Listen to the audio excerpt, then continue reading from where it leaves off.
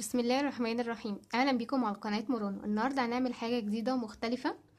هنعمل الخاتم اللي قدام حضراتكم في الصوره. يلا بينا نشوف مع بعض الخامات والادوات اللي هنستخدمها. انا هحتاج فواصل معدن 3 فتحات بالشكل ده.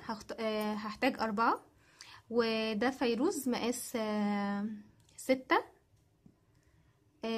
واستك. يلا بينا نشوف هنعملهم ازاي. انا هاخدهم دور دور، يعني هعمل استك في اول دور. الفتحات بتاعتي 3 ادوار، فانا هعملها دور دور واقفله. اول حاجة هدخل في فتحات الفاصل، بعد كده هحط واحدة من الفيروز، وبعدين احط فاصل. اخلي بالي من ترتيب الفواصل عشان ما يبقاش واحد عكس التاني واضطر ان انا افك الشغل بتاعي كله من اول وجديد. واحط واحدة من الفيروز،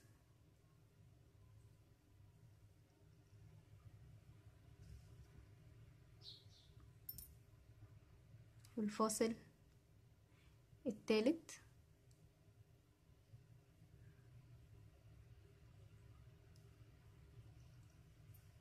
معلش هو غلس شوية في اللضم بتاعه، وواحدة، واحط رابع فاصل،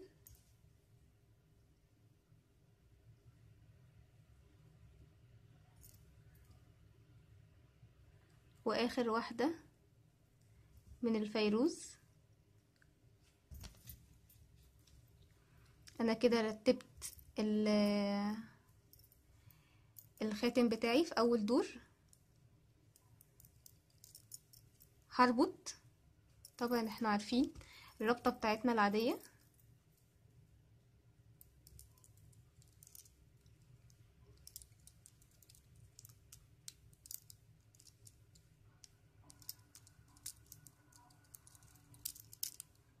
هربط 3 ربطات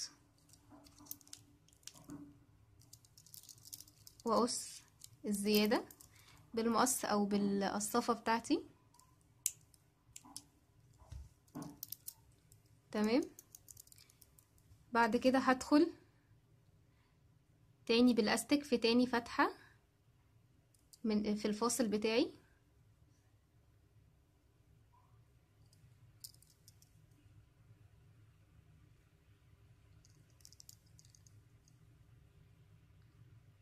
وهكرر نفس النظام. هدخل في فاصل واحط واحدة واكمل في الفاصل اللي بعديه. هكمل الدور وارجع لكم.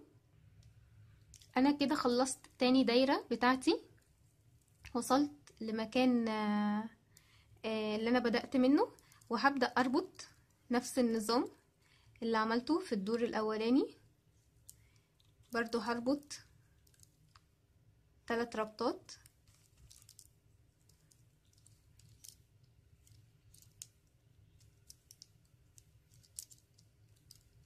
واقص الزيادة،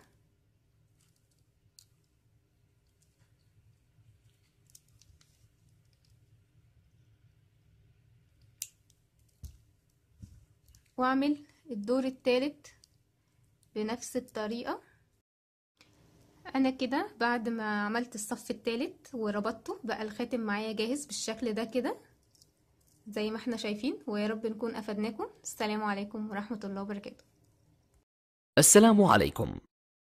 لا تنسوا الاعجاب بالفيديو والاشتراك في القناة تشجيعا لنا لنستمر بنشر المزيد إن شاء الله.